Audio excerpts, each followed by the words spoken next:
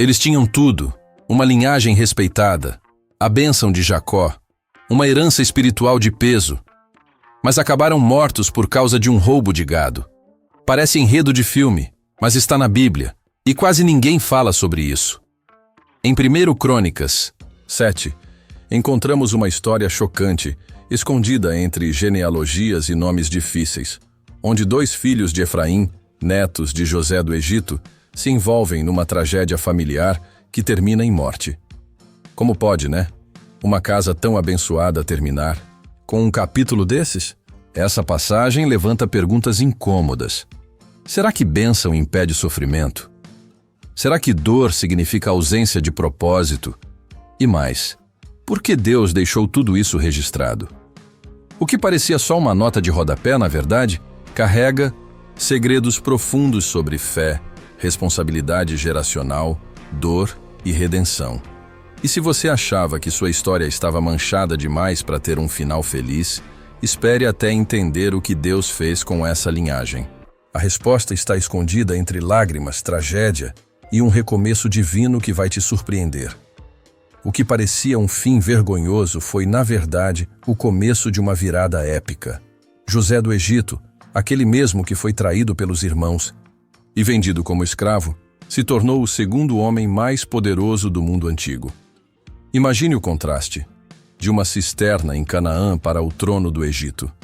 Foi lá que nasceram os seus 2 filhos, Efraim e Manassés, os netos de José, que mais tarde se tornariam tribos importantes entre os filhos de Israel. Mas olha só, mesmo com tudo o que viveu, José não perdeu a fé nem o senso de propósito. Jacó, já velho e cansado, fez algo que nenhum avô normalmente faria. Ele adotou Efraim e Manassés como se fossem seus próprios filhos e os abençoou. Só que tem um detalhe curioso aqui. Ele cruzou as mãos, dando a bênção principal a Efraim, o mais novo. Isso contrariava a lógica humana, mas refletia uma verdade espiritual. Deus não segue padrões humanos. A bênção de Jacó moldou o futuro da casa de José, e essa escolha ecoaria em toda a história das tribos de Israel. E aí, já parou.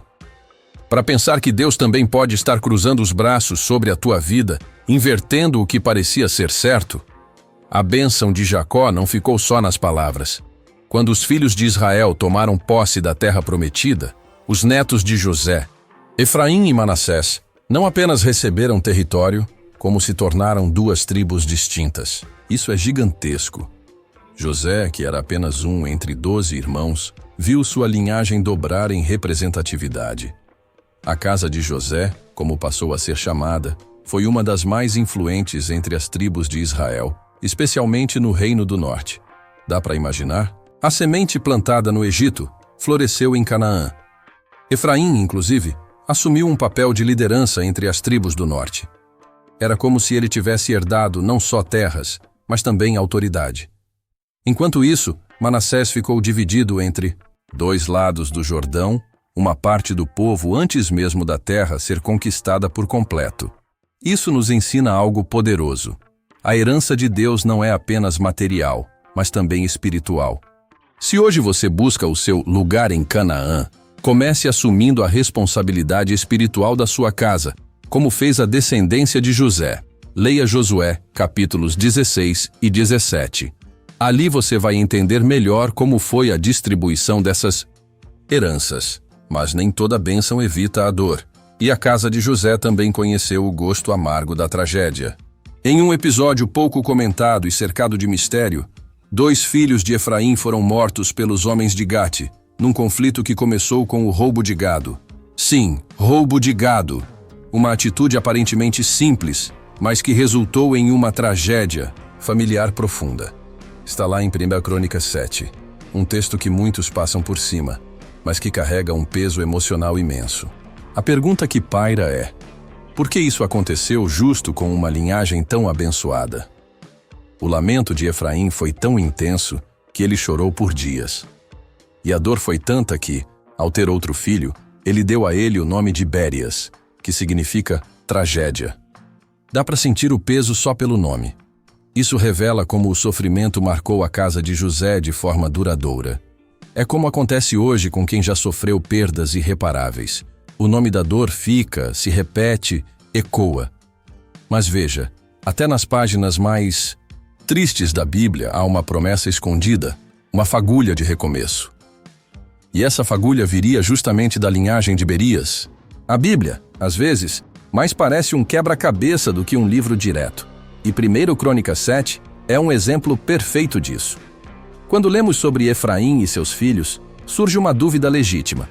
Estamos falando do próprio filho de José ou de um descendente dele? A genealogia bíblica aqui dá um nó na cabeça de quem tenta seguir a linha do tempo certinha. As interpretações bíblicas são variadas e nem todos os estudiosos concordam. Mas aí está a beleza do texto sagrado. Ele provoca a busca, o estudo, o aprofundamento. E sabe o que é curioso? Essa confusão de nomes e tempos não diminui o impacto da história. Só revela como Deus age além da nossa lógica. Quando a Bíblia menciona que de Berias veio Josué, o líder da conquista de Canaã, isso já muda tudo. É como se dissesse, não entenda tudo, apenas confie no propósito. A genealogia bíblica, mesmo confusa, aponta para um legado espiritual de fé e superação. Quer entender mais a fundo? Reserve um tempo para ler. 1 Crônicas 7. Com calma e compare com Josué. 1. Você vai enxergar pontes onde antes só via paredes. O lamento de Efraim não foi só um choro momentâneo. Foi um grito de alma. Ele chorou dias a fio pela perda dos filhos. E quem já passou por uma dor assim sabe. Não é fácil se reerguer quando o coração despedaça. O nome Berias, dado ao filho nascido após a tragédia, carregava em si o peso de tudo o que foi perdido. Isso mostra como a dor se instalou profundamente na casa de José. Até o nome da criança virou memorial de sofrimento, como se fosse uma ferida aberta no tempo. Mas veja, esse tipo de dor, mesmo avassaladora, também tem um papel na formação do caráter espiritual. O lamento de Efraim nos ensina que até quem recebeu a bênção de Jacó, quem viu a mão de Deus tantas vezes, pode passar por perdas terríveis. Isso não faz a fé desaparecer. Pelo contrário, pode refiná-la.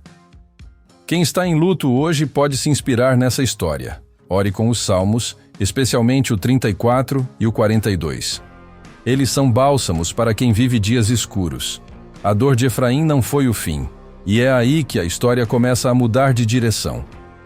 Parte que mais surpreende nessa história é que da mesma linhagem marcada por tragédia, Deus levantou um libertador. Sim, foi da casa de Berias, o filho cujo nome significava tragédia, que veio Josué, o homem que conduziu o povo na conquista de Canaã. Isso não é coincidência, é redenção pura.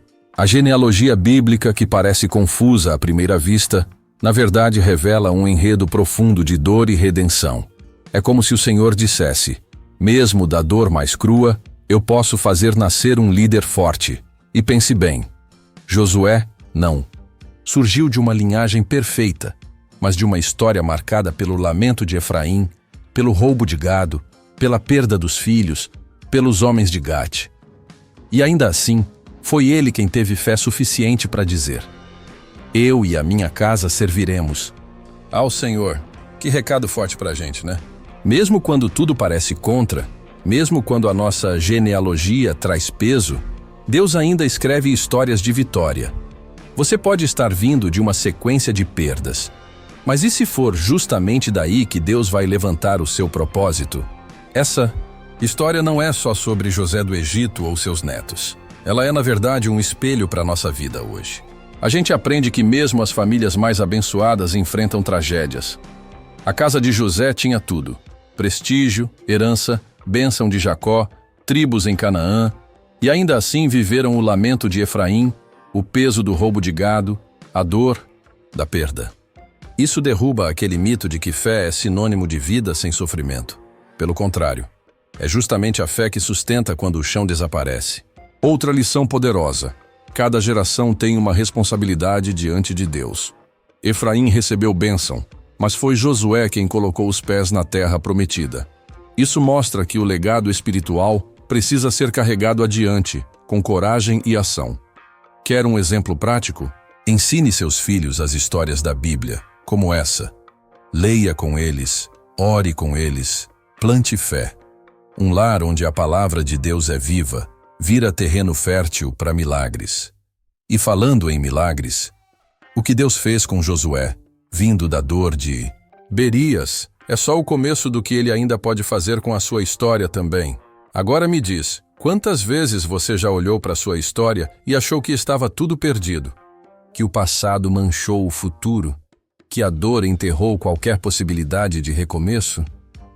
A verdade é que a Bíblia está cheia de famílias quebradas, mas também cheia de recomeços divinos. A casa de José passou pela bênção, mas também pela tragédia. Ainda assim, Deus usou até o filho chamado Tragédia para levantar um líder que conquistaria Canaã. Isso é mais do que história. É uma chamada para você despertar. O que você vai fazer com esse legado espiritual? Vai deixar a dor calar sua fé? Ou vai transformar seu sofrimento em propósito, como fez Josué?